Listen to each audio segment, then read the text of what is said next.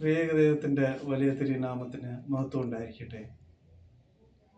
കുറേ ദിവസങ്ങൾ നമ്മൾ സമൂഹ മാധ്യമത്തിൽ കണ്ടു, മേരട്ട് പള്ളിയിൽ ഒരു പഞ്ചാംഗത്തിനെ ബേസ് ചെയ്ത് ഒരു ക്വിസ് കോമ്പറ്റീഷൻ നടത്തപ്പെടുന്നെന്ന് നമ്മളെല്ലാവരും അറിഞ്ഞു.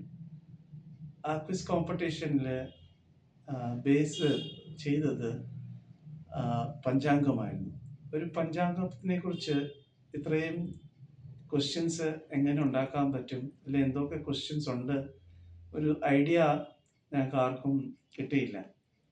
പക്ഷേ നമ്മൾ ഇന്നലെ അവിടെ പോയി ഈ പരിപാടിയുടെ ദൃക്സാക്ഷിയായപ്പം നമുക്ക് മനസ്സിലായത്, ഈ അടുത്ത ഒരു തലമുറയ്ക്ക് ഐപ്പച്ചന് ചെയ്തത് വലിയൊരു കാര്യമാണ്.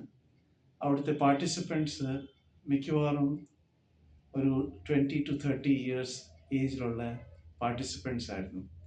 സാധാരണ നമ്മുടെ വീടുകളിൽ ഒരു അമ്മച്ചിമാരും അപ്പച്ചന്മാരും പറയുമായിരുന്നു, ഇന്നത്തെ ദിവസത്തിൻ്റെ പ്രാധാന്യം എന്തുവാണെന്നറിയാവോ, ഇന്ന് ഈ തിരുമേനിയുടെ ഓർമ്മ ദിവസമാണ്, അല്ലെങ്കിൽ ഈ തിരുമേനിയെ അടക്കിയിരിക്കുന്നത് എവിടാണെന്ന് ഈ ഡീറ്റെയിൽസ് എല്ലാം അപ്പച്ചന്മാരും അമ്മച്ചിമാരുമായിരുന്നു പറയുന്നത്.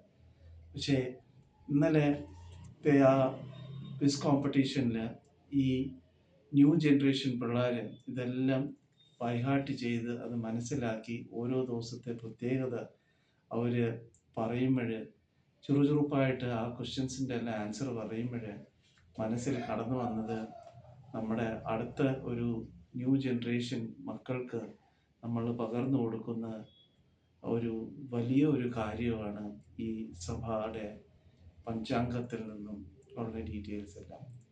സോ ഈ വലിയ കാര്യത്തിന് വേണ്ടി ചെയ്ത ജോൺസൺ ഐപ്പച്ചൻ്റെ വേണ്ടി പ്രത്യേകം പ്രാർത്ഥിക്കുന്നു. ഇനി മുമ്പോട്ടും ഇങ്ങനത്തെ ഔട്ട് ഓഫ് സിലബസ് അല്ലെങ്കിൽ out of the box thinking കൊണ്ട് വലിയ കാര്യങ്ങൾ ചെയ്യുവാൻ ദൈവം തമ്പുരാനെ അച്ഛനെ അനുഗ്രഹിക്കട്ടെ എന്ന് പ്രാർത്ഥിക്കുന്നു.